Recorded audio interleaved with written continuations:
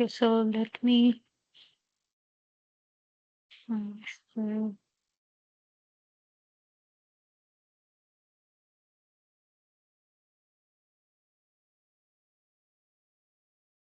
Okay.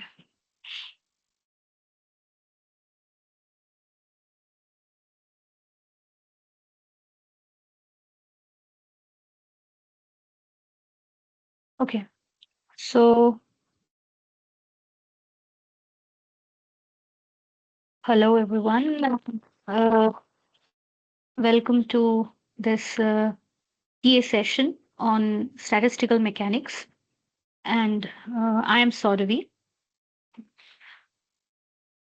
So, I'm a PMRF fellow here in IISc Bangalore, and I'm doing this TA-ship as a part of PMRF TA requirements. And today, and as we proceed with the course, we'll be talking about statistical mechanics. So, I'll just.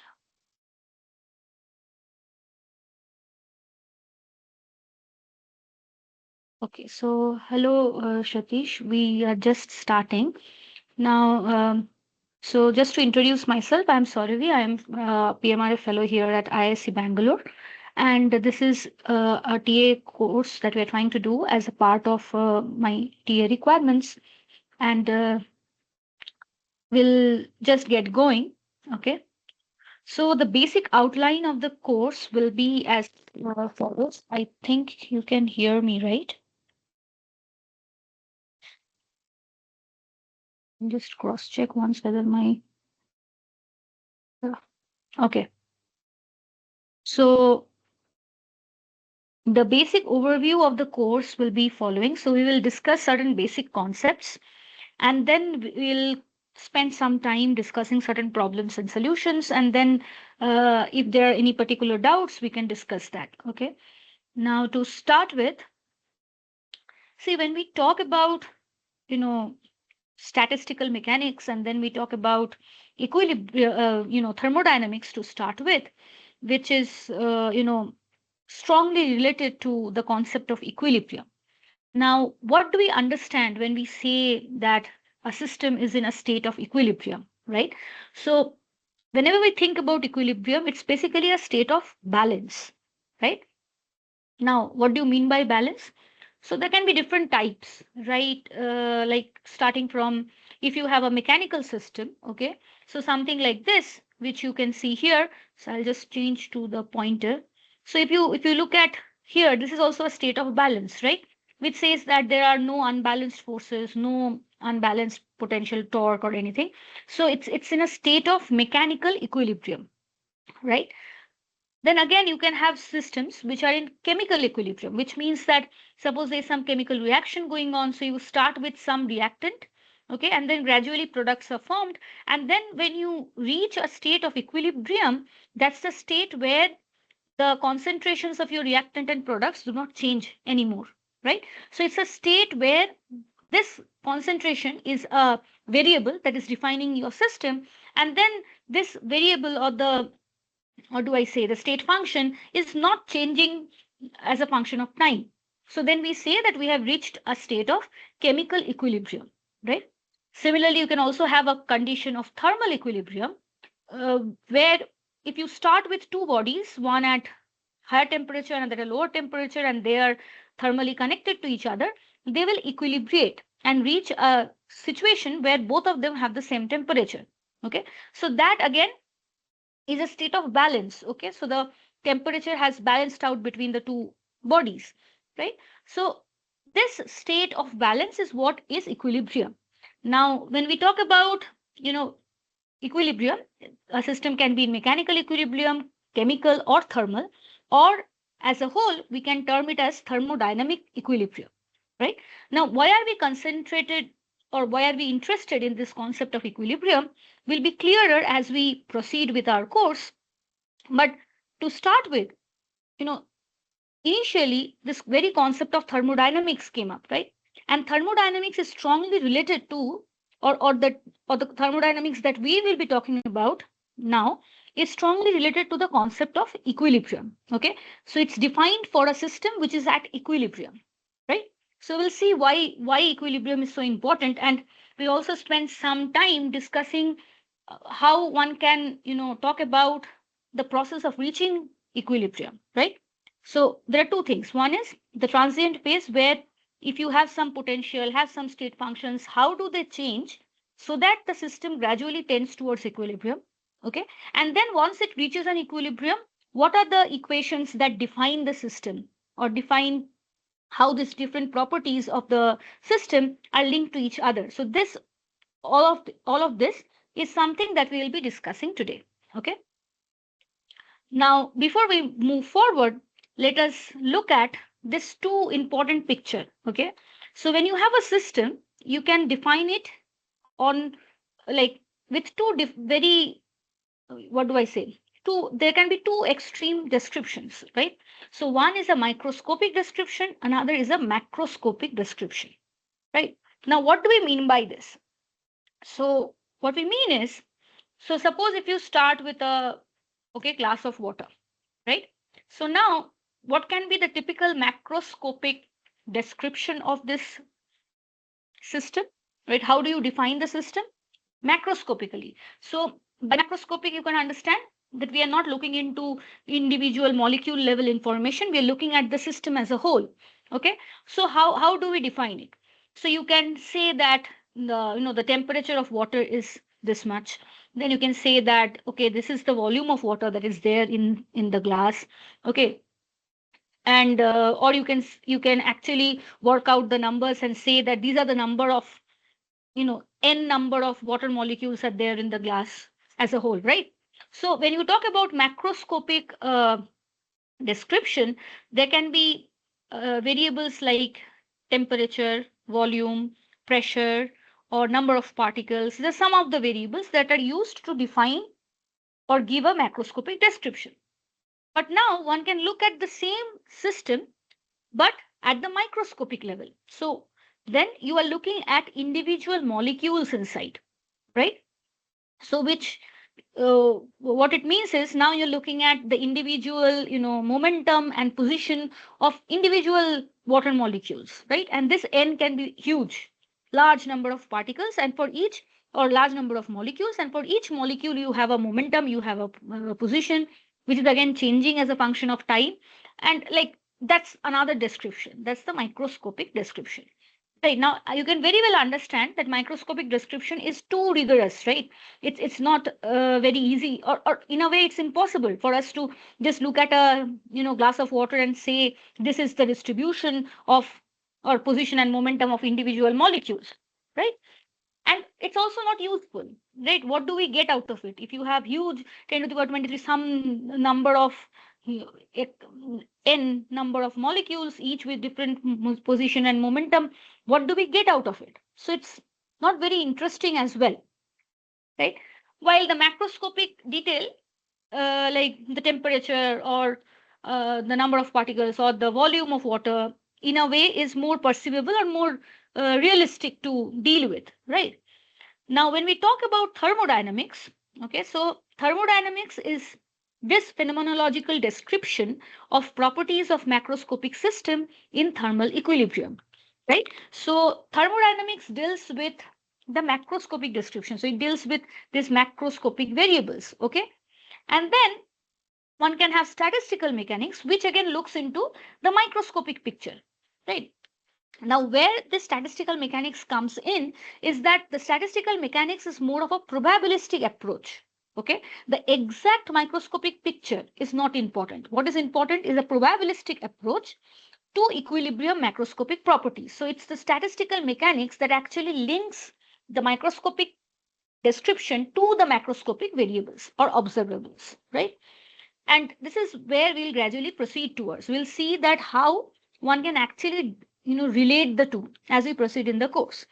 Now, what lies at the heart of this concept is that there can be several microstates corresponding to a single macro state.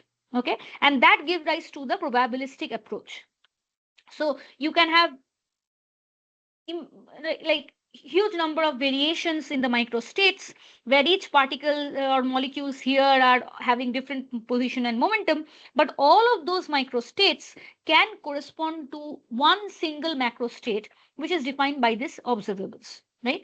So several microstates can correspond to a single macrostate, and then based on, so if you have huge number of microstates possible, now based on how these microstates are distributed, okay, so you can now have a probabilistic approach to it, and there statistical mechanics becomes relevant. Okay, so today what we'll be mostly focusing on is the thermodynamics part, where we'll talk about systems in equilibrium and what are the different macroscopic observables and how they are related to each other. What do you mean by an equation of state, how to reach or how to get to the equation of states, how to relate different variables. Okay, so that is something which we'll be talking about today. Now to start with, when we talk about introduction to thermodynamics, it's important to note that thermodynamics deals with certain state functions. Okay, so that means if your system is in some state A and it is defined by some variables, and then it goes to some state B, then these variables change to some other values, but these state functions are certain things or certain variables which do not depend on how you reach from point A to point B, but rather they specify or they describe the states. Okay, so they are called state functions, and the state, this is very important, the state functions are well defined only when the system is in equilibrium. Okay, so when, that means when the properties do not change appreciably with time, right? And you can understand now that based on this observation time, your concept of equilibrium can be subjective. Okay, so when we talked about equilibrium to start with, we said that things which do not change over time, right? When the state variables do not change over time, the temperature remains constant, or the concentration of the uh, components like reactants or products remain constant, or the forces remain constant, right? So that's the state of equilibrium. But now, for how long? Okay, so based on that, your concept of equilibrium can vary. Okay, so here, like you can see one example which says that window glass is in equilibrium over many decades, but when you talk about the time scales of millennia, then it starts to flow like a liquid or a fluid, right? So that means based on the time of measurement, the concept of equilibrium can be subjective. So it's something to keep in mind. Okay, and now once you have the state functions, now you can define, you can give a phenomenological description. So if you think about how thermodynamics came up, so it came up from empirical observations. So there were certain observations in a, so if you have a system, there were certain experiments done, certain observations came up, and then you tried to link the different state functions together, okay, different variables together, and that gave rise to an equation of state. And gradually that's how thermodynamics or the laws of thermodynamics gradually came up. Okay, now later we'll see that the statistical mechanics is something which attempts to get the same laws back, but starting from the classical or quantum mechanical equations of collection of particles. So you start from the microscopic picture and go to this macroscopic description via the route of statistical mechanics. Okay, so today we'll be talking about more about the phenomenological description which comes in thermodynamics. Now this is something which is already known to, I think, all of us, that what is the concept of temperature, right? The concept of temperature came up in the zeroth law of thermodynamics. Now what is this law? So in a very simple way, it might seem that this is a very simple theorem, like very trivial, but it's not actually. The implication of this law is quite deep, because this very idea of empirical temperature and how you bring this concept of a state function is something which has far-reaching impacts. Okay, so to start with, what was the zeroth law? It said that if you have a system A and it's in thermal contact with the system C and they are in equilibrium, and then you have another system B which is again in thermal equilibrium with a system C. Okay, so independently A and C are in thermal equilibrium, B and C are also in thermal equilibrium, and now if you say that this A and B, they are not in thermal contact to each other, but because they are in thermal equilibrium with the same system C, you can say that A and B are also in equilibrium with each other, right? So that means you can actually replace this adiabatic wall by a diathermic wall. Okay. Now, this led to this concept of a empirical temperature, which gives us a state function. So something which defines the state, the current state, not how you reach it, but what the state is. Okay. So mathematically, if you have to understand that, I'll go very briefly on this and we'll then proceed forward, but to just give you an idea of how the how this zeroth law brought up the concept of temperature, very much mathematical as well. So what it tells us is that, so according to the uh, zeroth law, you say that suppose A and C are in equilibrium with each other, right? So in a way, if you define the system A with coordinates A1, A2, dot, dot, dot, and you define a system C with coordinates C1, C2, dot, dot, dot, that means if they are in equilibrium with each other, you can write a constant equation, something like this, which relates these different coordinates of A with the coordinate of C, right? Something like this. Similarly, if the system B is also in thermal equilibrium with system C, you can again write it as a with another constraint like this, right? So this is some relation that these variables should satisfy with each other. Now what zeroth law tells us is that if this two holds, that there has to be another condition. Okay, so what you can do is from here you can say that let me write C1, just take up one of the parameters, okay, in terms of all the other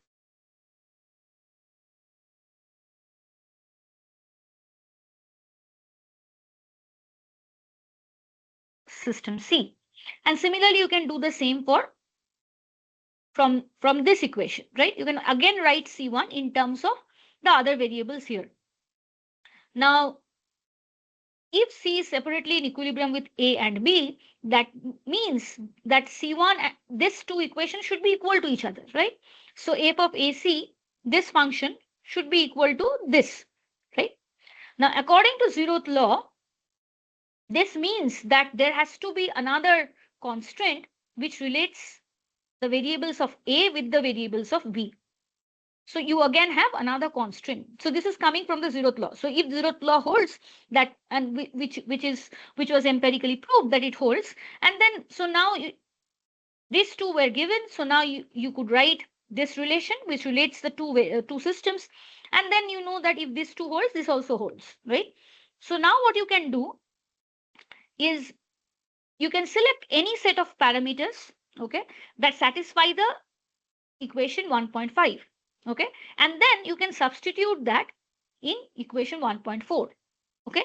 So that means that when you substitute these values of A and B, all the A parameters and the B parameters in 1.4, it should hold for whatever value of C parameters you have, right? The set of variables C should not change this equality, right? This should always hold. So then you can actually get rid of all the coordinates of C. Alternately, what you have some variable or some function which tells you that if zeroth law holds, or because zeroth law holds, you have this function which is a function of all the A variables, and that equals to another function which is again function of the B variables, right? So then 1.5 basically gets reduced to this equation, right? Now this is what is called the empirical temperature, right?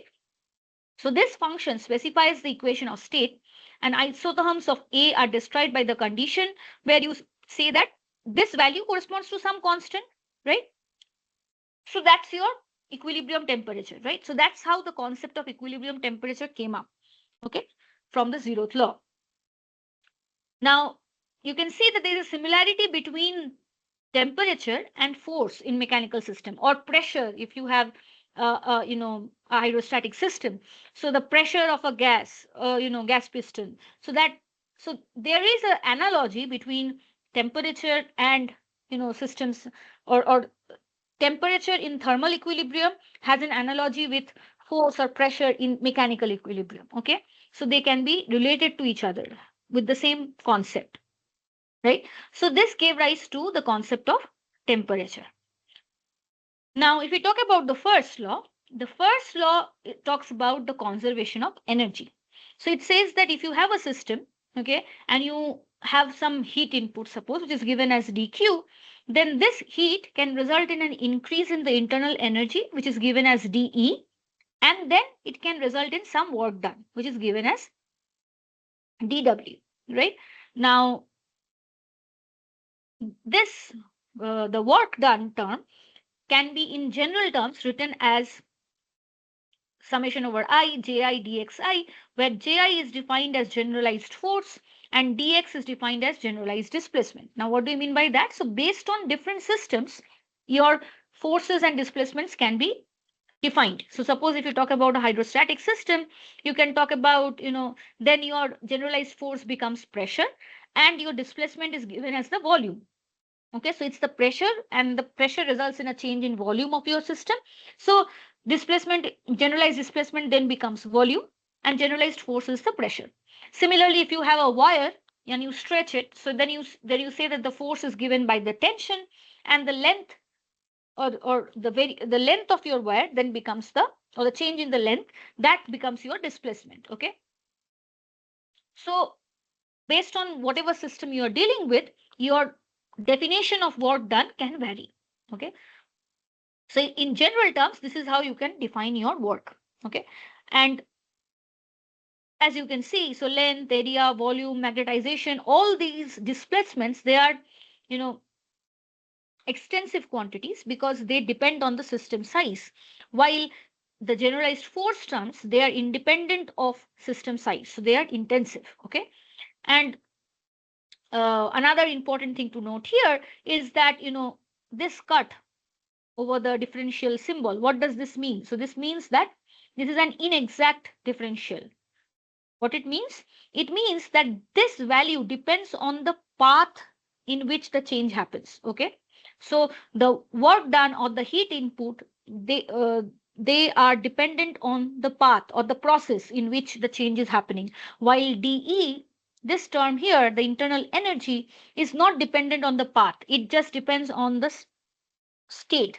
Okay, the instantaneous state of the system. Okay, so this is an exact differential. The heat and the work done are inexact differentials. Okay,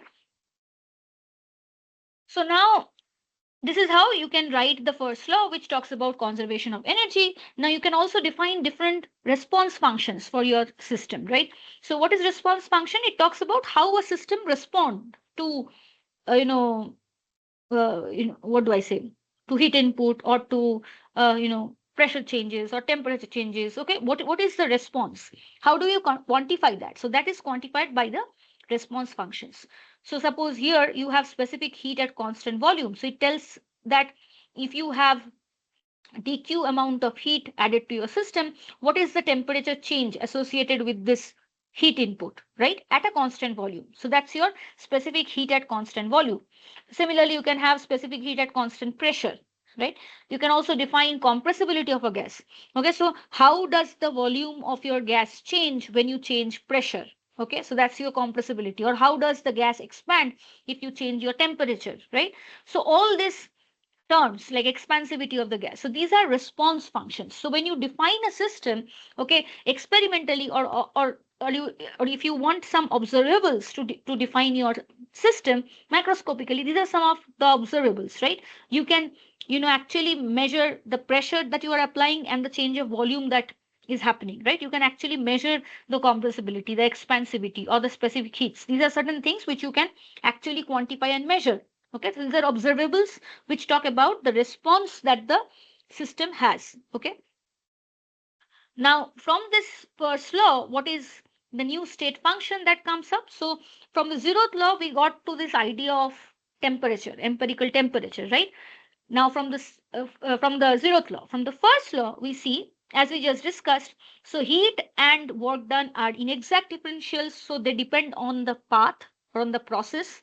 Okay, while the internal energy is path independent. It is a state function, right? So the first law gives us this idea of a new state function, which is the internal energy of the system, right? Now, based on what we have discussed so far, we can try to solve some question, okay? So it says that the equation of state of a ideal elastic substance is given by this relation, okay? So where F is the tension, K is some constant, L naught is the value of L at zero tension, okay? And this is only a function of temperature. And now we have to define an expression for work done or work required to change L from L naught to L naught by 3, quasi-statically and isothermally. Okay, so this is important because if you don't actually consider that your system is in equilibrium all throughout the change, then you cannot have the concept of state function involved there, right? So whenever you're bringing in the concept of temperature or bringing in the concept of any state function, you are implicitly considering that your system is in equilibrium. Okay, so now you have the expression of force given, you have to find work done. So you can understand that for this system, your generalized force is given as tension and the displacement is given as the length.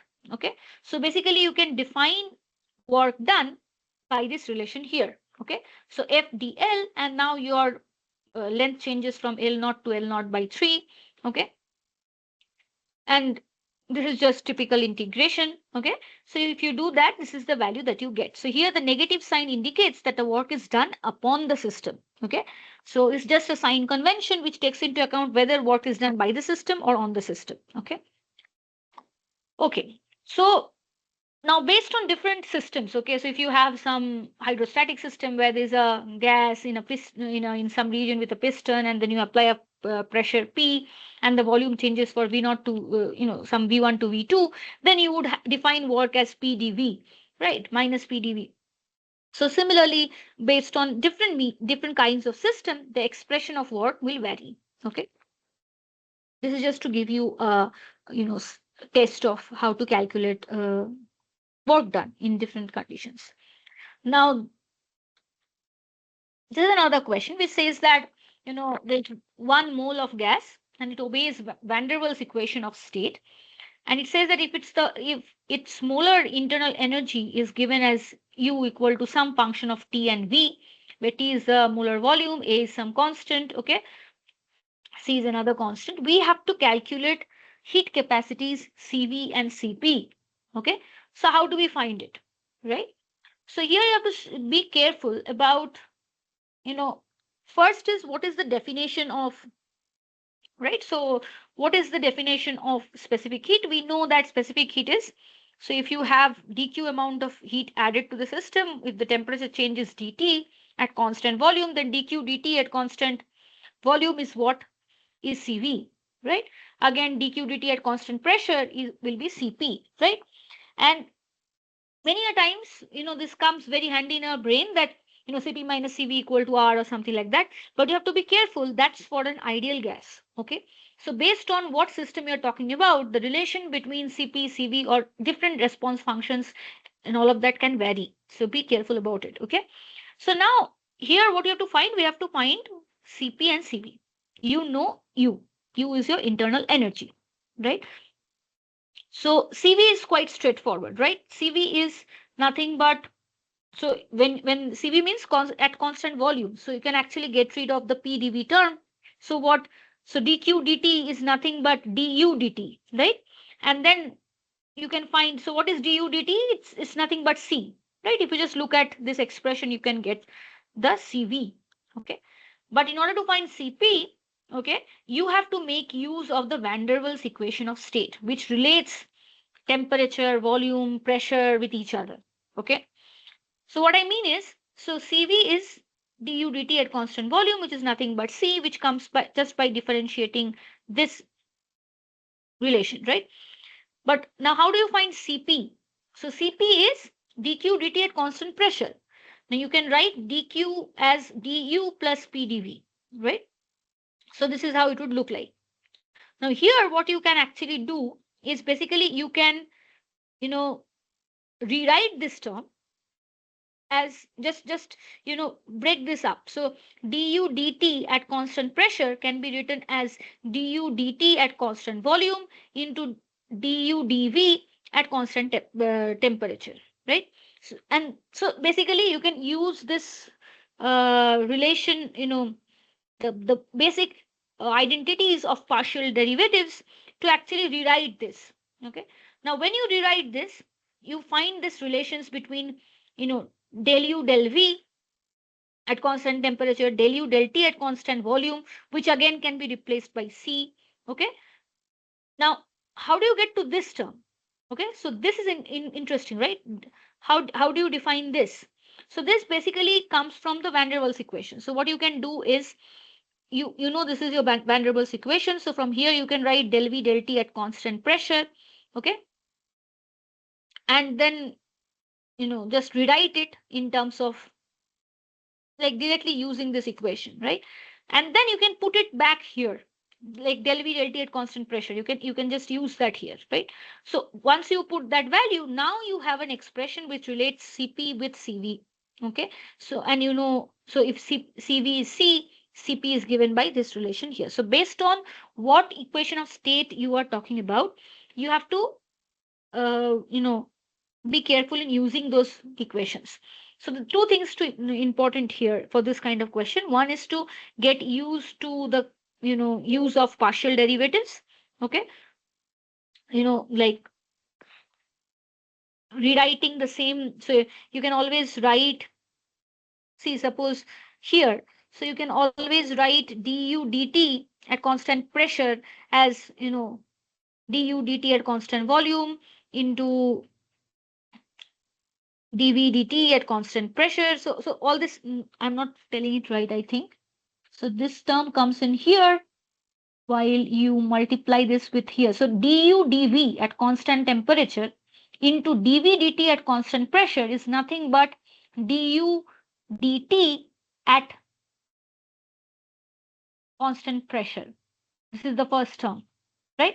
So you can always write a single differential, partial derivative in terms of multiple partial derivatives, product of multiple partial derivatives. So those things is something which you have to practice and understand when to use what.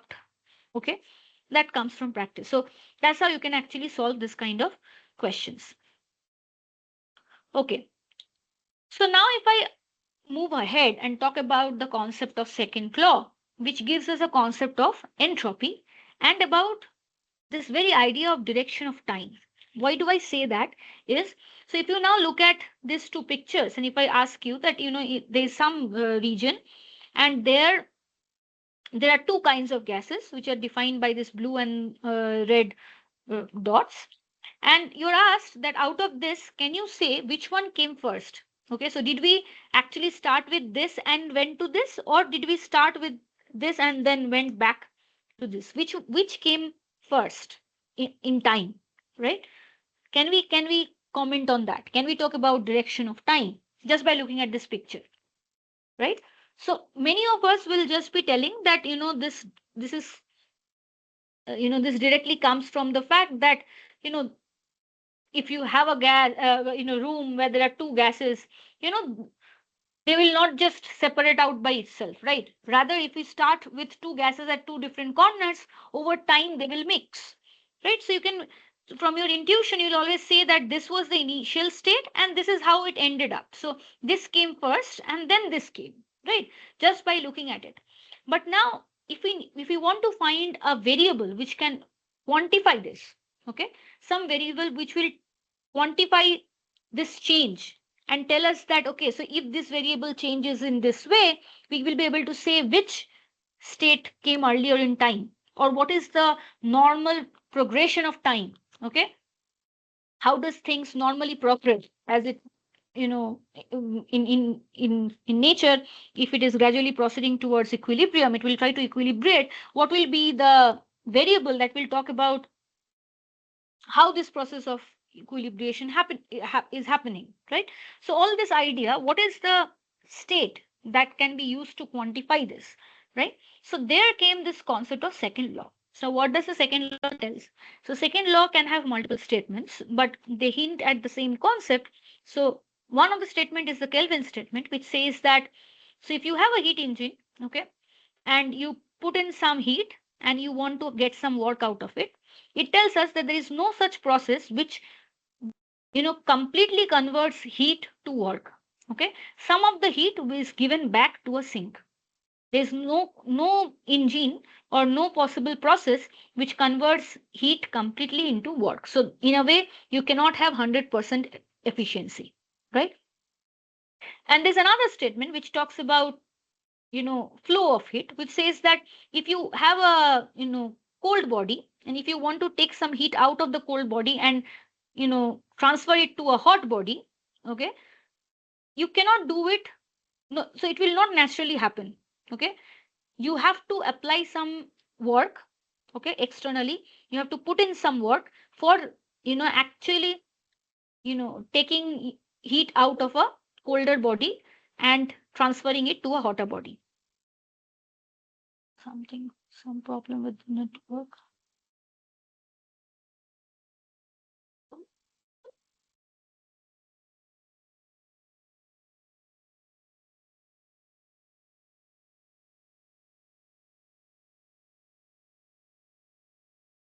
Okay, so these are the two statements of second law.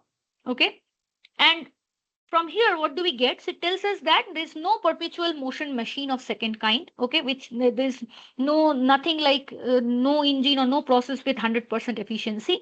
And it talks about the natural direction of flow of heat. Heat naturally always flows from hot body to cold body. If you want to take heat out of a colder body to a hotter body, you have to do some work, okay? It will not happen by itself. Okay, so no process is possible whose sole result is the transfer of heat from a colder to a hotter body. So that is the concept of, that is the second law. Okay, and we'll see how the concept of entropy comes out of this law. Okay, so because we're talking about heat engines, so there was this idea that came up. Okay, so this idea of Carnot engine, which tells us that it's an engine that is reversible. Okay, it runs in a cycle and it works between two temperatures. One is a source temperature, another is a sink temperature. Now, a reversible process is one which says that if you reverse the input and the output, it goes back, right? It runs backward. Now, what you know, if you want to actually see how the Carnot engine works, you can actually plot it on a PV diagram, which is given by this diagram here, right? So this is a Carnot cycle where there are two isothermal processes involved and two adiabatic processes involved, and at the end of the cycle it comes back to the initial state, okay, and it works between two temperatures, the source temperature and the sink temperature, TH and TC, okay, and it says that there is no engine operating between two reservoirs, okay, like if there are two temperatures TH and TC, there is no engine operating between these two temperatures which is more efficient than a Carnot engine. Okay, so any engine will have an efficiency lower than the Carnot engine. Carnot engine has the maximum efficiency possible. Okay, and how do you define efficiency? You define it as this value here. Okay, it takes into account the difference in the temperatures between the two, source and the sink, and this is how you define efficiency. So any uh, irreversible process or any other heat engine will always have an efficiency lower than this. This is the maximum possible. Okay. Now, whenever you talk about reversible system, it's important to note that time reversibility implies equilibrium. Okay. A reversible transformation must be quasi-static. Okay. Must be like whenever there is a reversible process going on, we're talking about equilibrium. But the reverse is not necessarily true. Okay. This is something to keep in mind. Okay. Now, based on this concept of Carnot cycle, so what we can try to solve a question like this. Okay, it's more about adiabatic processes and isothermal processes rather than just Carnot cycle. But let us look at it and understand. Okay, so it says that which one are adiabatic processes and which one are isothermal processes, right? So if you just look at the PV diagram, okay, so for us, we know that it operates between two temperature.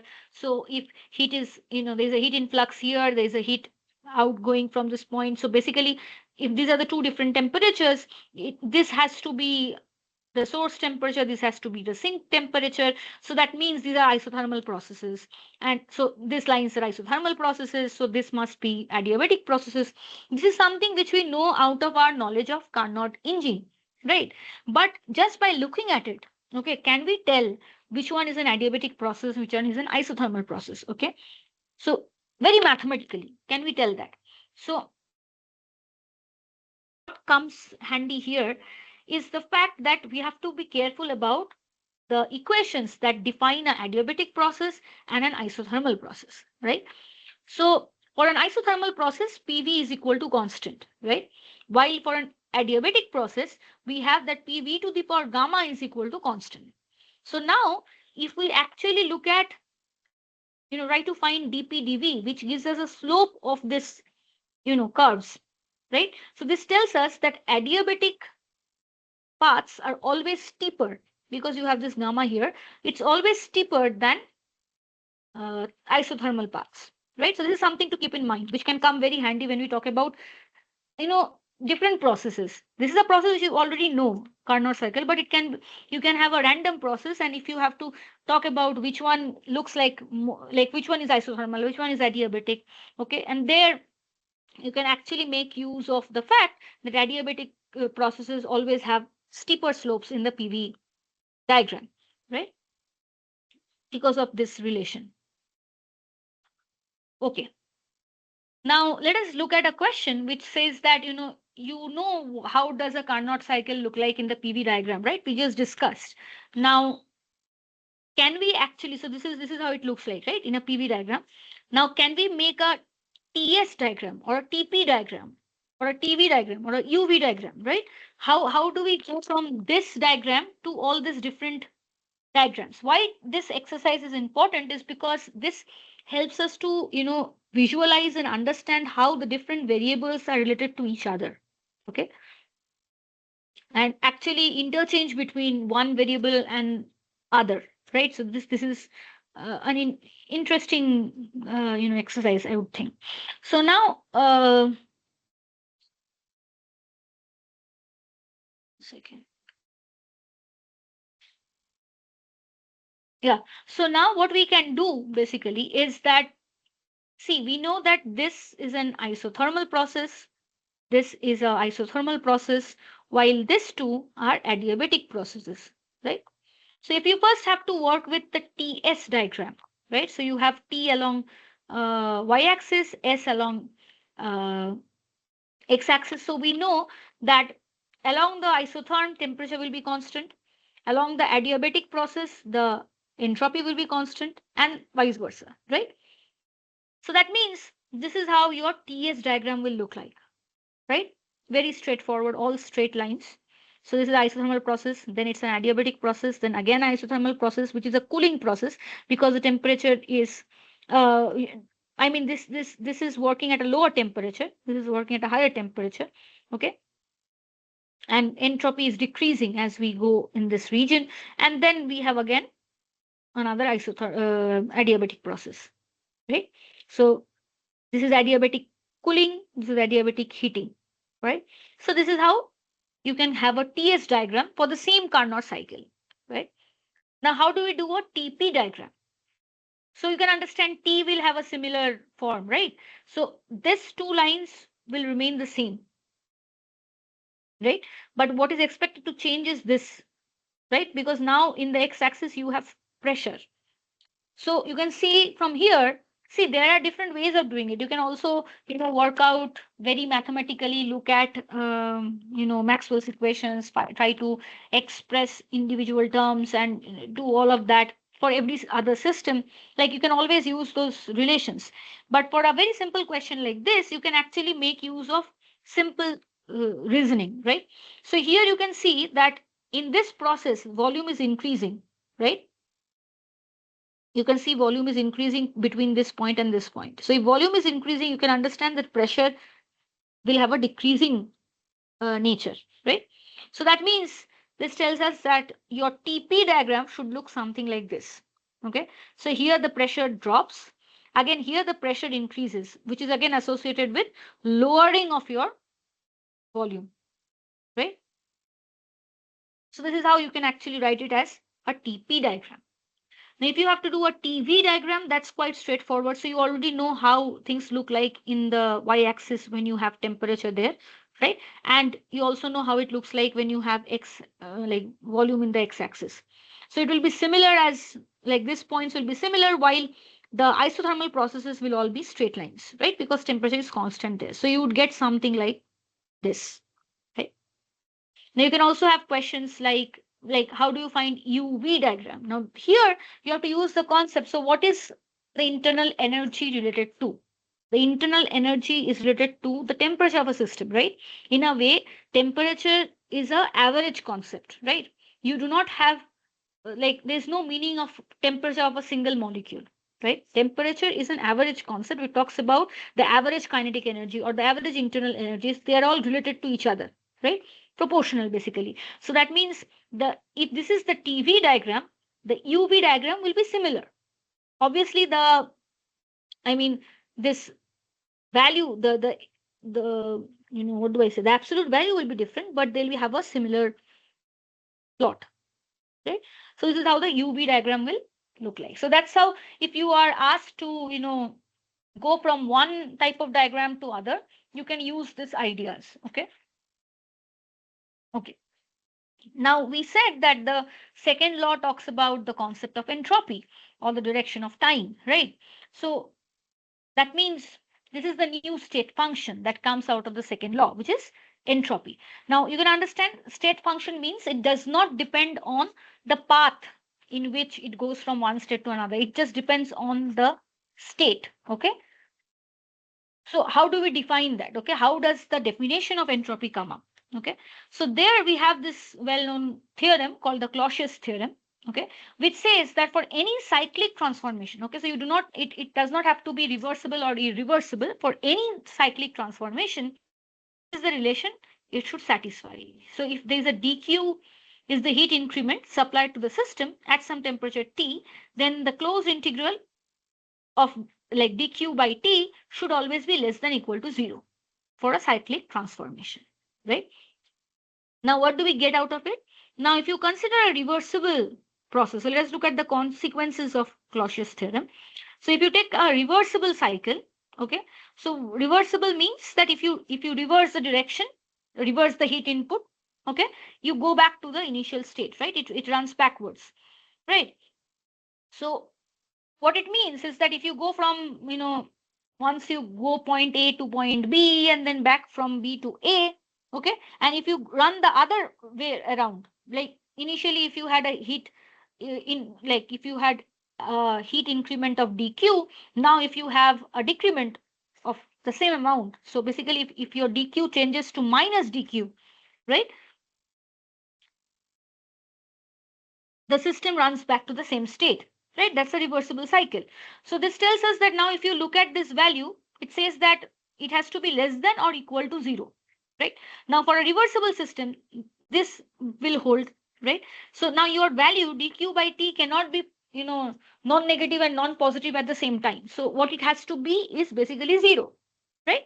So that means that for a reversible system, if you go from point A to point B in some path 1, and then from B to A in some other path 2, the entire integral, the cyclic integral or the closed integral should come up to 0, right?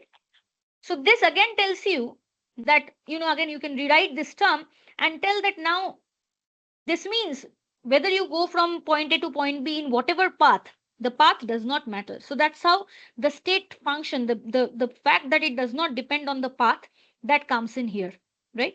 So for for a reversible system, you can define this quantity as entropy, right? dq by T, you can define it as entropy, right? So it is independent, this integral is independent of path and only depends on the two endpoints. Okay, so for any reversible process, you can actually write dq reversible as TdS. So this ds is your change in entropy associated with that reversible, work. Okay, or not work, I mean reversible cycle. Okay. Now, if it is non-reversible, so first, now if it is reversible, what you can now do? So you can actually rewrite the first law. You can write it as, so dE is equal to dQ plus dW. So now your dQ becomes TdS. dW can have all this in general terms. You can write it as Ji dxi. Ji is your generalized force. Dxi is your generalized displacement. Okay. So based on different system, your J and X will change. But this is how your first law can now be rewritten, considering the second law, considering the definition of entropy. Okay. Now, by looking at it, you can find the number of independent variables necessary to describe a thermodynamic system. Okay. How many? So you can see that if there are different ways in which work can be done on a system, you would have different Ji, different dxi, right? So there would be n methods of doing work if you have n methods. So then you will have n conjugate pairs of J and X, right? And then you would have another term here which is coming because of the entropy change, right? So in a way, you have n plus 1 independent coordinates necessary to describe the system. Okay. Now, from here, you can define important terms. So what it is telling you is, if you write dE as TdS plus Ji dxi, okay, then you can say that just by using the concept of different partial derivatives, or just rewriting the differential, you can say that del S del E, okay, is given as 1 by T, okay, and del S del X, where X is your displacement, is given as minus J I T. Okay, so now what is happening is you are actually rewriting and finding new relations between the different thermodynamic variables, right? You're defining temperature in terms of internal energy and entropy. Okay, you're defining the generalized forces. It can be pressure or tension or things like that, and temperature in terms of, again, this partial derivative of entropy with respect to the displacement, right? So these are new relations now you can actually write just by using this equation. Okay. And this will come very handy. So if when as we proceed, you'll see that there are various numericals, various questions based on using this definitions and this relations. Now, if you have an irreversible system, what happens? So you can consider a system where you go from A to B in a irreversible way, and from B to A back in a reversible path. So overall, this becomes a irreversible cyclic process.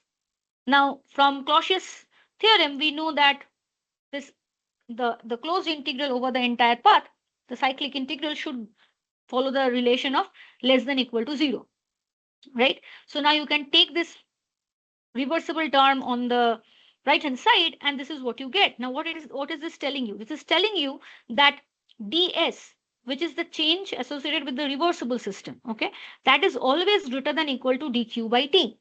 Okay, that means consider adiabatically isolating a number of subsystems, each initially separated in equilibrium. As they come to a state of joint equilibrium, okay, since the net dq will be 0, we must have delta S greater than equal to 0. What does it mean? That now if you have a system where if you put the net dq to go to 0, okay, as your system approaches towards equilibrium, it is telling you that ds, or the change in entropy, will always be greater than equal to 0. Thus, that means any adiabatic system will try to maximize its entropy in equilibrium, right? So the direction of increasing entropy is therefore the direction of time. That's the direction of time towards the equilibrium. Okay. So you understand how this direction of time comes from the concept of entropy, right? Okay. Now, this is for a adiabatically isolated system, right? There, the direction or the way of reaching equilibrium is defined in terms of entropy. Okay, the direction of maximum entropy or increasing entropy is the direction of reaching equilibrium. But what if you have some other kind of processes where it's not adiabatically isolated, or there are subjected to different external mechanical work? So there you can define new thermodynamic potentials. Each of them are state functions. Okay, each of them depend on the initial and the final state, and then they are either maximized or minimized. Basically, they are extremized as we reach the process of equilibrium. Okay, so based on what kind of process we are in, we can define new thermodynamic potentials. Okay, like the concept of enthalpy. Okay, how does it come up? So now if you have a system where there is no heat exchange, so dq is 0, and the system is coming to mechanical equilibrium with a constant external force. Okay, under that condition, okay, you define a function called enthalpy. Okay, so since dq is 0, using the first law, you can see that you can say that delta E is less than equal to j dot dx. Okay, and then you can define a function which is given as E minus jx. So j is your constant external force. Okay, so this tells you that as your system proceeds towards equilibrium, delta H is less than equal to 0. Okay, so what does this tell you? It tells that the variations of H on approaching equilibrium, okay, is, you know, what do I say? So it's a new potential, and just by looking at the differences in H, you can talk about the direction of time, or you can talk about whether the system is reaching equilibrium or not. Okay. Now, important is two things. First is, so this is your definition of your enthalpy. Okay, when do you define enthalpy? When your system is in this condition, there is no heat exchange, no mechanical equilibrium is established with a constant external force. Under this condition, you can define an enthalpy which is given as H equal to E minus Jx. Okay, and this is the relation. Okay, delta H less than equal to 0 is the condition which talks about how the system is approaching equilibrium. Okay, and now when the system is in equilibrium, okay, then you can actually now have a definition of H. Remember, state variables are always defined at equilibrium. Okay, they have no meaning when there is no equilibrium. Okay, so I mean, when you talk about, a particular value of H, that is a system in equilibrium. Okay, that is defining a system in equilibrium. So this is what is being written here. Equation 1.30, which is this, refers to variation of H on approaching equilibrium as some parameters that is not a function of state. That is not a function of state. Okay. By contrast, equation 1.31, which is this term. So basically, if you define H, now you can write it as dH is equal to dE minus J minus djx. Okay, and then rewrite the, explicitly write the differentials. Okay, and you get this, right? So this relates H with S and J, right? So this describes a relation between equilibrium coordinates. So if you now say that, dH ds is given as t, right? So then you are actually relating things in equilibrium. Okay, so while this is talking about approaching equilibrium, this is talking about relations in equilibrium. Okay, just be careful about that. Okay, now similarly, if you have system where there is isothermal transformation, okay, in the absence of mechanical work, so dW goes to 0, in those cases you can define a Helmholtz free energy by this relation. Okay, again you can write the differentials like this. So you can now actually use this relation to relate different thermodynamic variables, right? So you can write Ji as del F del Xi at constant temperature. Again, you can write the entropy as minus del F del T at constant displacement, right? Generalized displacement. So in this way, so whenever, if you remember these relations, right, you remember what is F, you remember what is H, you remember what is entropy. So in a way, you can use these definitions to define these differentials, and then just by using the concept of partial derivatives, you can write these relations which relate the different thermodynamic variables with each other. Similarly, for a system in isothermal, undergoing isothermal transformation, where there is a mechanical work at constant external force, there you can define another potential which is given as G, the Gibbs free energy, which is given as E minus Ts minus J dot X. Okay, so when the system approaches equilibrium, it tries to minimize the Gibbs free energy, as you can see here. Okay, and then once it is in equilibrium, you can actually use this relation of the differentials to relate G with different kinds of the other thermodynamic variables like S or J or X, with X means the generalized displacement, right? So that's how you can define different thermodynamic potentials. Okay, grand potential is another one where you have another extra term coming in which talks about. So if you have a system where the number of particles in the system is also varying, okay, so then you have a net work done because of changes in the number of particles, which is given by this term here, mu n, or like, so then you have an extra term in the work part, right? And then this is how you can actually define this. So you can see again, G, this grand potential will be, it will try, the system will always try to minimize this as it reaches chemical equilibrium. And this is how the differential will look like. From here, you can again relate G with different thermodynamic variables like S, J, or N. Okay, so this is the general procedure. Okay, remember, like once you remember this definitions of the different potentials, okay, and based on what kind of system you are working on, you have to choose the correct potential and then work out the differentials, okay, and use this to relate the different variables. Okay, so now let us see how to use this. Okay, so here it says that you know you have entropy of a thermodynamic system as a function of energy E. The temperature of the different phases A, B, and C are denoted by TA, TB, TC. Okay, this is how it looks like.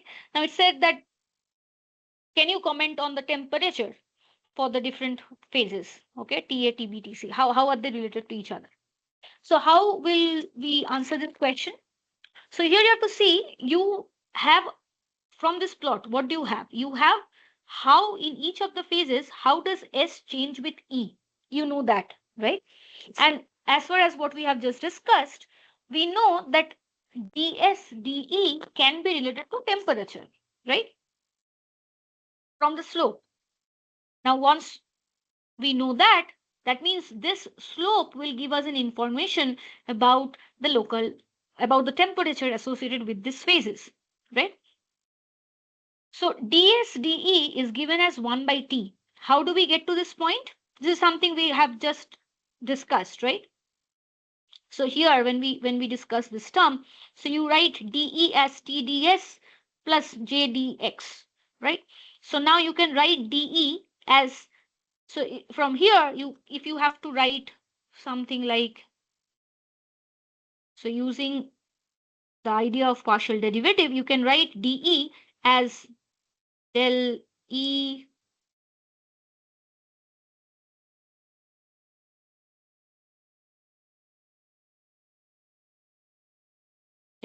del S, sorry, that is S, okay? So del E del S at constant Xi, right? So for your case, it can be volume. So del E del S at constant Si into ds, right? Plus similarly del E del Xi at constant entropy and so on, right? So you have all these terms coming up. So that's how you can just, now you can compare this to, what is it telling you? Del E del S is equal to T, right? So that means del S del E is 1 by T. So the slope of the curve, okay, between S and E will give you a measure of temperature, right? So that's what we will be using in that question. Okay. Second. Okay.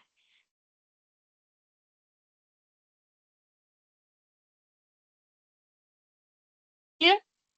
So now what we can do is we can just look at the slope. So B has the minimum slope, so that has the maximum temperature, right? So TB is the largest. And then between A and C, this has a smaller slope. So it has a bigger temperature. It is associated with larger temperature. So this is the relation between the different temperatures for the different phases. Just by looking at the slope, you can comment on the temperature or the internal energy of the different phases. Okay. Now let us look at another question. So it says that the internal energy of a system at a fixed volume is found to be dependent on temperature by this relation. Okay. So the expression for internal energy is given. Okay. You have to find the expression for entropy. How to do that, right?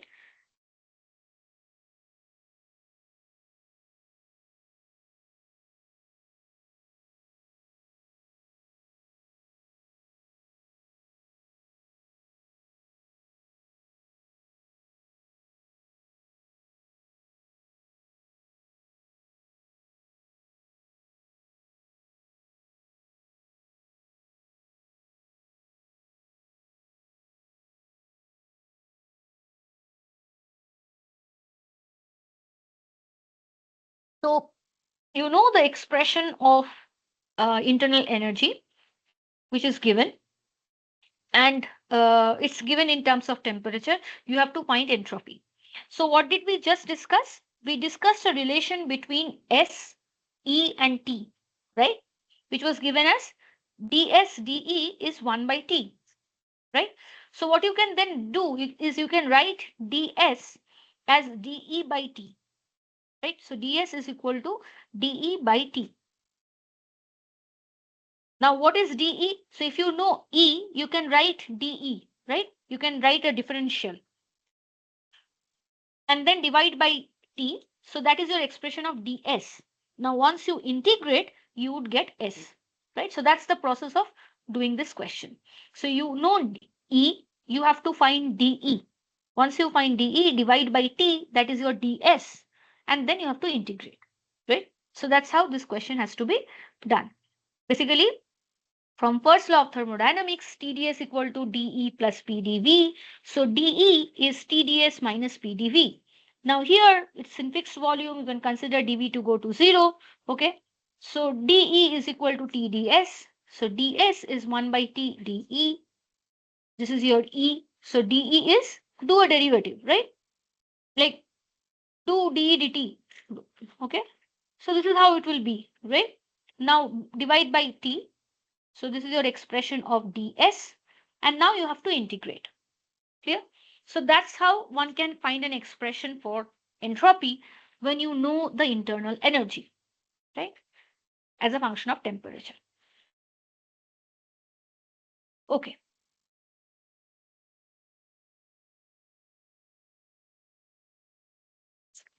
Yeah. Okay. Now there can also be a question where it says that now consider a gas which expands adiabatically from V1 to V2 by a quasi-static reversible process. Okay. And while it does that, it cools from T1 to T2. Okay. That's a reversible process. And then the same process again happens, but now irreversibly. And there the final temperature is T2 prime. Okay. So you have to find the relation between T2 prime and T2. Okay. So what is the concept that has to be used for this kind of question? So the questions that we're currently solving is mostly from, questions that have typically come in CSIR net or in, JAM, JEST or in competitive exams like some of them. Okay. And some of them are from standard books as well. So for this kind of question, what is the concept that one has to use, right?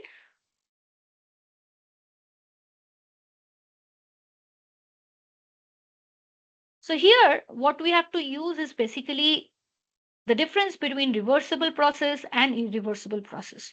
So there is a cycle, there is a process going on, and it is working between two temperatures, T1 and T2, or T1 and T2 prime.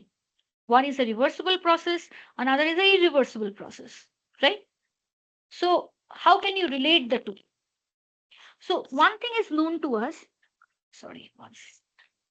So one thing is known to us that, you know, reversible processes always have more efficiency, right? That's the Carnot cycle. Okay, the Carnot engine is the most efficient engine because it's the reversible engine, right? The irreversible ones always have lower uh, efficiency, and we know that, efficiency eta is actually related to the temperature differences, right? For a heat engine working between two temperatures, you can actually divide the two, right? So basically, if I go back, this is something we had just discussed, right? Where did it go? Yeah, right. So you can write it as 1 minus Tc by Th, right? Now, you know that eta reversible is greater than eta irreversible, right? Your Th is constant. So that means you can use that inequality to actually define an inequality between Tc and Tc prime. Okay. And that's what you have to do here in this question. Uh,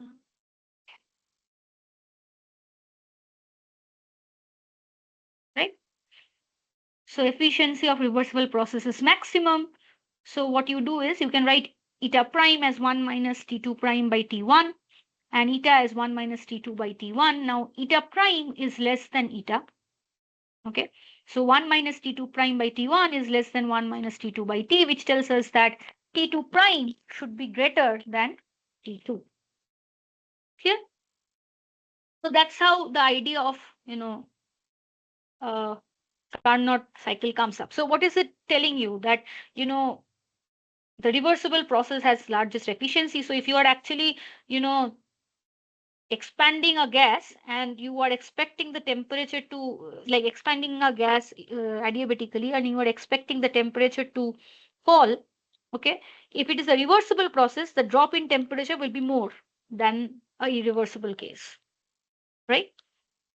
That's the physical phenomena that would be happening. Okay. Now, what we just discussed about the different thermodynamic potentials and the approach to equilibrium can be summed up by these relations, right? So, enthalpy, free energy, or Gibbs free Helmholtz free energy or Gibbs free energy. Okay, so all of them are minimized as the system reaches equilibrium, while entropy gets maximized. Okay, and this is how you define H, F, and G. Okay, under these different conditions. So based on what your system is, you have to choose your potentials accordingly. Okay. Now, from these potentials, okay, these expressions, you can actually define important relations called Maxwell's relations. Okay. Now, I would not go into the details of the derivations now, but these are certain, so you can see this relates the different variables, right? And this comes in very handy in actually defining or relating, observables with each other. So one such example could be something like this. So suppose, uh, as we discussed, so expansivity or compressibility or, specific heat, this is, or directly temperature, volume, pressure. These are certain things which we can measure. Okay, we have instruments to measure them, right? But you cannot directly measure, suppose entropy or things like that, or you cannot measure del P del V at constant entropy. How do we do that, right? Like for an experiment, how do you keep the in like it's difficult, right? So it's much easier to actually keep the volume constant and vary the pressure temperature and see how the pressure is varying, right? So what comes handy is that if you know this variable, you can actually use this different relations, okay, cyclic relations or this Maxwell's relations, to actually relate it in terms of more, you know physically measurable quantities. Okay, so suppose if you have this term, what you can do is you can write it as, you know just a cyclic a cyclic term. So del P del V can be written as del P del S into del S del V, right? And now here you can use the Maxwell's relations which relate this with this, right? Basically using this the first Maxwell's relation. So now if you have this differential, this partial derivative. Now from here, again, you can rewrite it in terms of cyclic relations, where each of this term can again be written in terms of response functions or direct thermodynamic variables like temperature, pressure, and things like that, right? So now, I mean, you can measure these quantities, and from here you can go back to this value. Okay, so that means you can see, right? There are many ways. So now you can also start with, so one, you can measure this too, and then again you can have C 1 by alpha V Cp T. These are all directly measurable quantities. Okay, and then you can actually use these variables to actually define a quantity like this del P del V at constant entropy. Right. So that's how you can relate different observables by using the Maxwell's relations and the and the expressions of the potentials, and using this cyclic relations and properties of partial derivatives. Okay. Now let us look at another question. So it says that there is a thermodynamic function G, okay, that gives free energy, which can be written in terms of internal energy U, temperature T, entropy S, and pressure P, volume V, number of particles N. Okay. Now it is asking which of the following is true. So you can understand that what you have to do from here. So you have to write the differential, right? You have to expand dg, okay? And then finally you will have an expression, and then you have to compare it with a typical expression of a differential. That's the process, right? So that means what you have to do is, so if you have g, you can write g as, now write dg, which is equal to du minus tds minus sdt. So basically you are breaking this up, right?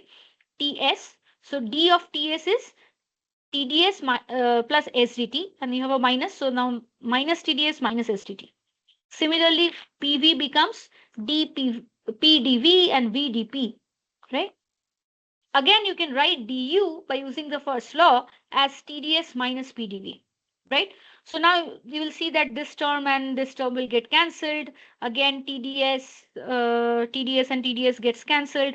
So this is the differentials that remain, right? So now you can say that from here you can again write dg as, so consider g as a function of t and p, okay? So what you would write dg as del g del t at constant pressure into dt plus del g del p at constant temperature into dp. That's the typical way of writing a differential, right? And then you can compare the two, right? So when you compare, what do you get? dg dt del g del t at constant n and p is given as minus s, and del g del p at constant n and t is given as v. So now you can see which one matches, right? So you will see that this one matches. So basically that's how you can find different variables and relate. So once you know g, if you know the expression, now you can actually find s and v from here, right? By looking at how the Gibbs free energy is changing as a function of time and temperature and pressure, right? So there can be several such questions. Now, there's another question which says that, you know, the free energy of the gas of n particles in a volume V and temperature T is given by this expression. So this is the Helmholtz free energy. Okay, you have to find the internal energy of the gas. Okay, so you have to find U basically, right? You have F in terms of T and V and N, right? So you have written F in terms of T, V, and N. You have to find U, right? How to do that? That's the question, right? So first part would be, you can write the definition of F, okay, and then rewrite the differential and see how the partial derivatives are related to the other thermodynamic variables, right? And from there, use those variables to define U, right?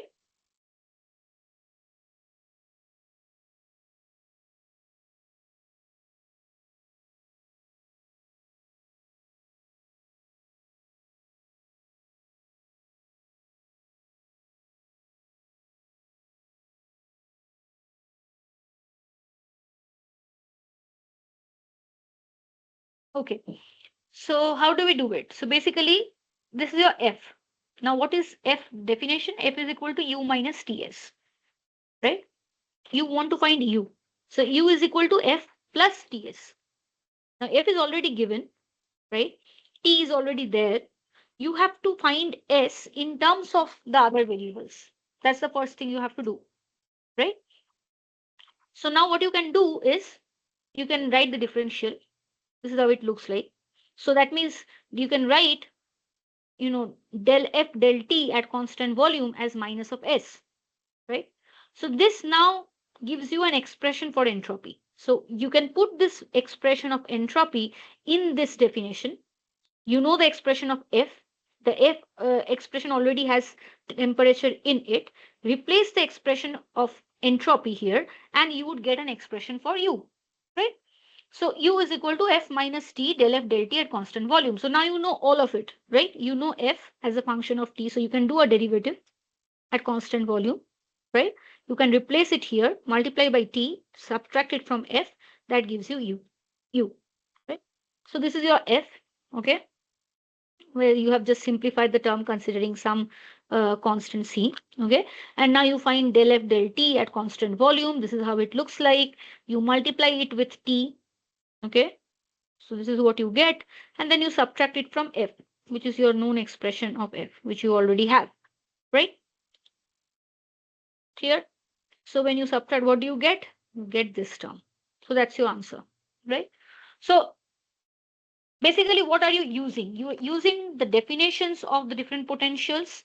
You are using the, you know, the mathematical idea of actually calculating differentials, partial derivatives, and relating the partial derivatives, okay, from the expression of the differentials, okay, and you're just replacing and doing cyclic relations, Maxwell's relations, using those to find important correlations or important equations which relate one thermodynamic variable with the other and so on. The main process is the same, right? So what I would suggest is you do have to do, similar such, keep on practicing such kind of substitutions so that these relations become very handy. So suppose these things, right? If you keep on practicing it, this will come quite naturally to you, and that will help you in solving this kind of questions. Okay.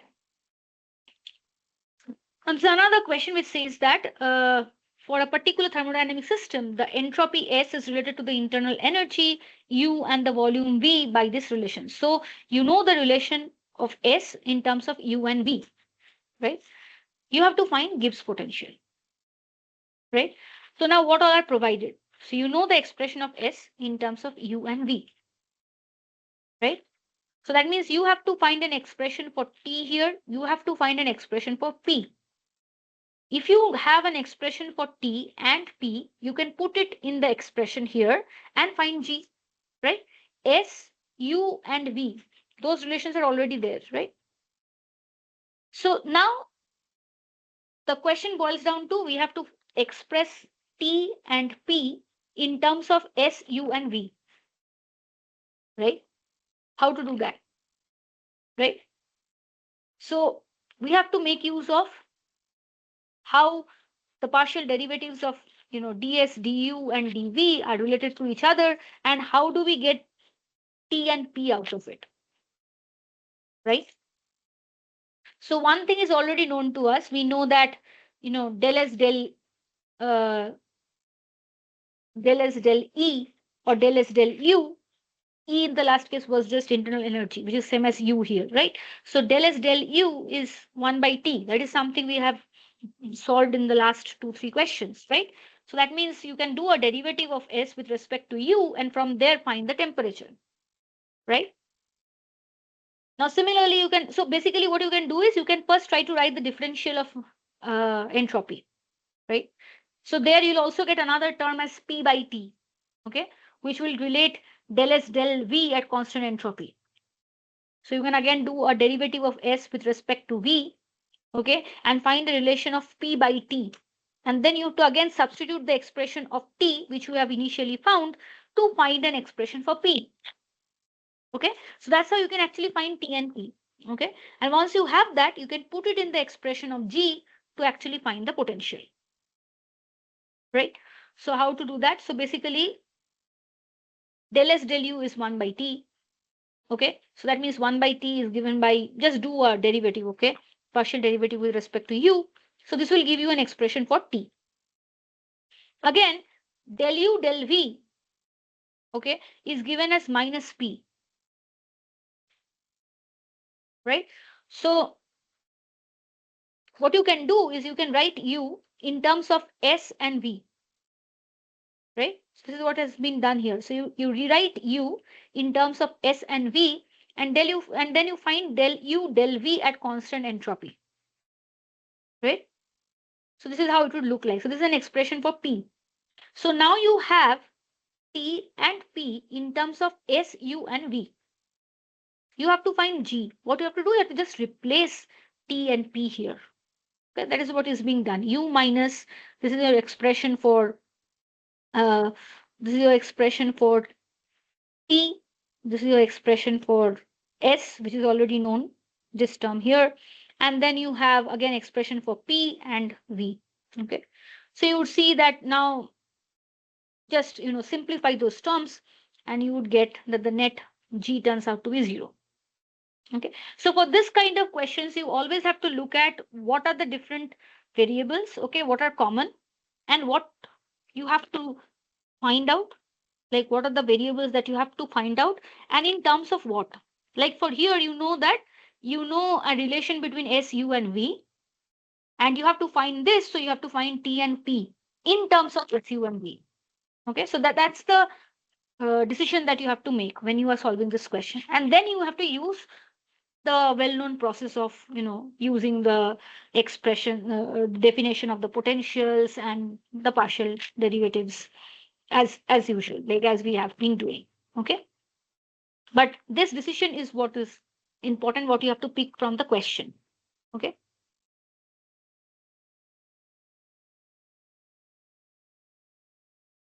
now there can also be question like, for a thermodynamic system, U is equal to PV, and then P is given as BT square, where B is some constant. You have to find the fundamental equation of the system. Okay? So how to do that? Basically, you have to find a relation that relates, U, P, V, T in some way, right? So find the relation between different thermodynamic variables. That's your fundamental equation of system, right? How to do that? So what you can first start with is U is equal to PV. So that means P, you can replace P from here. So U equal to B T square V, right? That's your expression of U. Now, so that means you're writing U in terms of V and T, right? Now you want to find a correlation between some, state functions and like define some potential, and from there, use the relations to find the equation out of it. Okay, so how do you do it? So what you can do is you can start from the first law, which says that TdS equal to du plus pdv. So ds equal to du by t plus p by t into dv. Okay, now you can write s from here. You can actually write s as a function of u and v. Okay, or you can write u as a function of s and v, right? So just by comparing the differential, like the definition of the differential, you can write that del s del v at constant u is p by t, del s del u at constant v is 1 by t, right? So in the problem, u is given as a function of v and t, right? So you can define 1 by t, which is nothing but del s del u at constant v, right? And you can also define p by t. Okay, so you have a relation of 1 by t, you know the relation for p by t. Okay, so that means you know what is an expression for ds, right? Clear? So you put p by t into dv and then 1 by t into du. That is what you get. So now you can write it, just simplify it and write it in terms of a, differential, right? So what is this telling you? That you now got a relation which relates S with B, U, and V. B is some constant. Basically, you have related S in terms of U and V, right? So this is a fundamental equation which relates or which defines how the different variables uh, are expected to change in the system. Okay. So what did you do here? You chose a potential. Okay. For here, like for this case, you chose entropy. Okay. And then for that, you looked at what are the values that you have to find. Okay. And what are the relations that are already provided to you. So there you use your typical definition of, you know, del S del V del S del U directly from the expression of the differential. Okay. And then just substitute and integrate. So that's the typical process. Okay.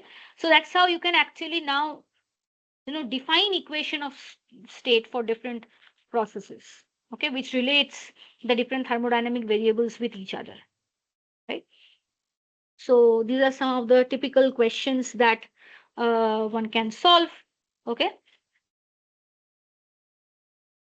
There can also be questions like, the fundamental equation of a thermodynamic system is given by this relation. So again, you have U in terms of volume and entropy, right?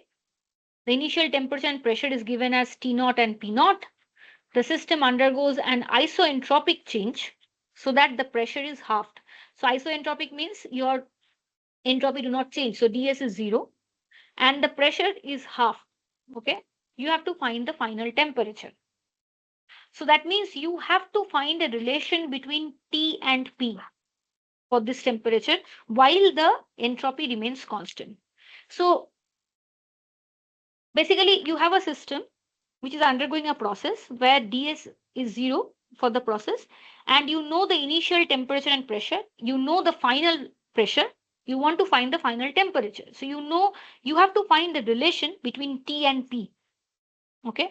And if T and P is related to directly entropy in a way, and if that is constant, okay. So consider the case of, just analogous to this question. If I say that, there is an adiabatic process going on, and we know that for a, an ideal gas, it's an adiabatic process. So PV to the power gamma is constant. So now you know P1 V1 and you know P2. So what is V2? Right? So you know how to do it, right? You say that P1 V1 to the power gamma is equal to P2 V2 to the power gamma, and then you know P1 V1 and P2, so you can find V2 from there, right? So you have to find a similar relation here, right? Something which relates T and P and which remains constant. Some, you know, product or some combination of T and P, okay, which remains constant during this process. Then what you can do is you can just put in the values of initial and final pressure and initial pressure and temperature and final pressure, and find the expression or the value for the final temperature, right? Now for this, in this question, what information do you have? You know that ds is 0 in the process, and you know that pressure is half of what you initially had, so P final is P naught by 2, and you have an expression for the internal energy, which is in terms of V and S. Okay. So the first thing you can try to do is actually you can try to write du in terms of V and S, just write the differentials and see how you can relate, del U, del S and del U, del V in terms of temperature and pressure, right? So that's the first thing you can do. So du is equal to TdS minus PdV. So from here you can say that del U del S at constant volume is temperature, and del U del V at constant entropy is minus of pressure. So P is equal to minus del U del V at constant entropy, right? Now you already know the expression of U in terms of S and V, so it's very easy for you to actually solve these differentials, right? This partial derivatives. Excuse me. So you get an expression like this, right? Straightforward partial derivative. So you get an expression for T, you get an expression for P. Now, once you have this, try to, compare the two and see for a combination, okay, where it only becomes a function of certain constant and S. Because if it is just a function of certain constant and s, okay, then it becomes constant for this isoentropic process, because entropy is anyways not changing, right? So what you have to look here is, see, for temperature you have a so basically you have to balance out the powers of volume, right? Other things are constant. So A is constant for this process, S is constant, R is also constant, right? So that means you have to balance out the power of V. So here you have 1 by V square, here you have 1 by V cube.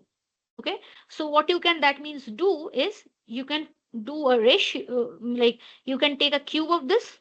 Okay, so then it becomes 1 by V to the power 6, and then you can take a square of this, then it again also becomes 1 by V to the power 6, right? So then if you take a ratio of the two, or just divide one by the other, it becomes independent of volume, and then it's only a function of A, S and R, all of which is constant, right? So then this term becomes constant for this process, for this change, right? So now it's very straightforward. So you know T naught, P naught, you know PF, which is half of P naught, right? You want to find TF.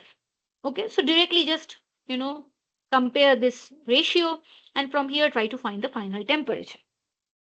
So the interesting, or the two important steps or decisions to take for solving this question is, first is, u, okay, and you have to find some ratio, some expression for T and P. So you can use the differential of u to find a relation that relates the partial derivatives of u in terms of S and V to T and P. That will give you an expression for temperature and pressure. That's the first decision you have to take. So we have to start with this, this differential for internal energy. That's the first step. Once you have the expression for T and P, you want a relation that remains constant during this change. Okay. So then look for, this is a very clever way of just looking at what are the things that needs to be cancelled out, and just work on that to find a combination that remains constant during the change. And the rest is trivial. Okay. So that's how this kind of questions can be solved, right? So yeah, thank you. If there are some questions, you can write to me in the chat box, or you can also ask me in the next class once you go through the video. Okay. Uh, I hope this is of some help. So this was you know, the first class for this session, where we talked about thermodynamics. Okay, to start with. Later, as the course proceeds, we'll see how statistical mechanics comes into picture, and how it relates the microscopic picture about collection of particles and their properties with this thermodynamic variables. Okay. Till now, today we just discussed about thermodynamics, the different laws of thermodynamics, and how it gives us a phenomenologically, uh, you know, describable idea of the system macroscopically. Okay, and how these different macroscopic variables are related to each other. How can we, find different variables when the other variables are given? How to relate all of them? Okay. So these are the definitions or the ideas of state functions and thermodynamic potentials, and how these potentials can give us an idea about direction of time. Okay, as the system approaches equilibrium, how does this potentials vary over time? Okay, and once it is in equilibrium, the state functions can be defined, and then what is the relation between the different variables? Okay, how do you define the state functions and the thermodynamic potentials? So we did discuss about different questions based on these concepts. So we'll uh, I think I'll wait for a couple of minutes to see if some questions come by. Otherwise, we'll call it a day. Okay.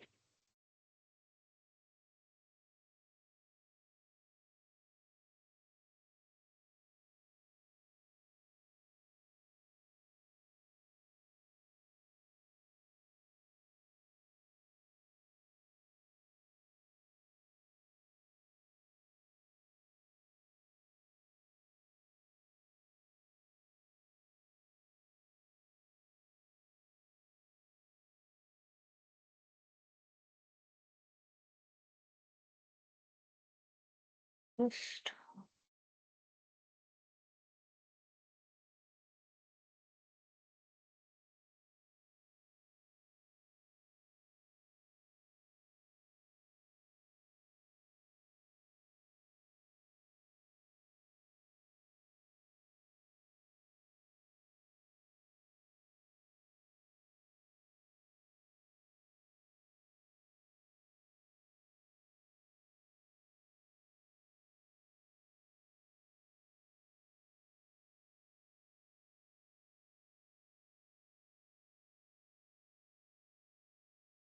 I'll just keep waiting if in case some things come up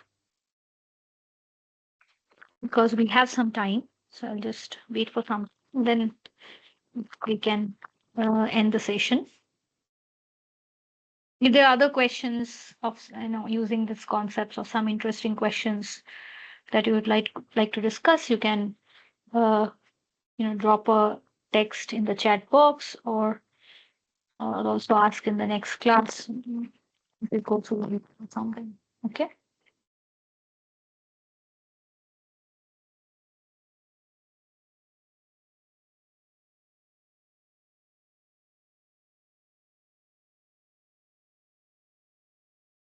We'll just maybe stop the sharing. Okay.